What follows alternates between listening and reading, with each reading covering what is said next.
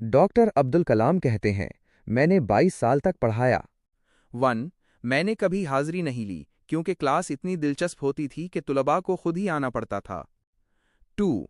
मैंने कभी भी क्लासरूम में खौफ पैदा करने की कोशिश नहीं की क्योंकि क्लासरूम तुलबा का दूसरा घर होता है। 3. कोई भी तालिब इल्म जो देर से आया, मैंने शिरकत की इजाज़त दी, चाहे वो क्लास ख़त्म होने से 10 मिनट पहले ही क्यों ना हो। इसका मतलब है जिम्मेदारी का एहसास। 4.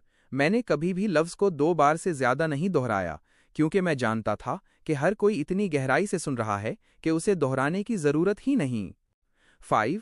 मैंने कभी भी मुकम्मल 90 मिनट तक नहीं पढ़ाया क्योंकि मैं जानता था कि अच्छे, औसत और कमज़ोर तलबा की हौसला अफजाई मुख्तलिफ होती है। 6. मैंने कभी नक़द जुर्माना नहीं किया क्योंकि मैं जानता था कि क्लास में कोई यतीम या गरीब बच्चा होगा।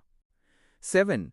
मैंने अपने तालिब इल्मों को कभी अपने दरवाजे के पीछे इंतज़ार करने नहीं छोड़ा क्योंकि मैं जानता था कि दरवाजे के पीछे खड़ा होना इज़्ज़त नफ्स को ख़त्म कर देगा। 8. मैंने हमेशा इज्तिमाई सज़ा को इनफिरादी सज़ा से बेहतर समझा क्योंकि मैं जानता था कि गिरोह नाकाबिले फरामोश तफरी है, लेकिन फ़र्द दिल दहला देने वाला है।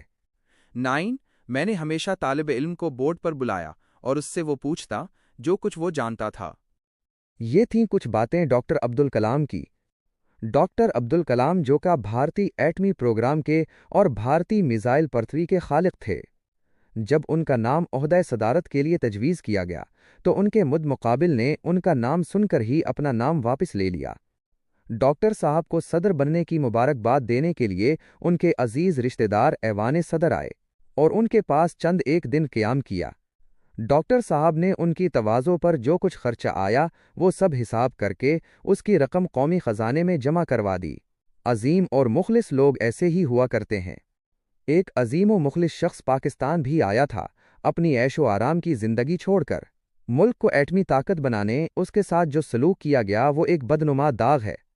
जिन कौमों के करता धरता एहसान फरामोश हों, उनका हश्र वही हुआ करता है जैसा हमारा है।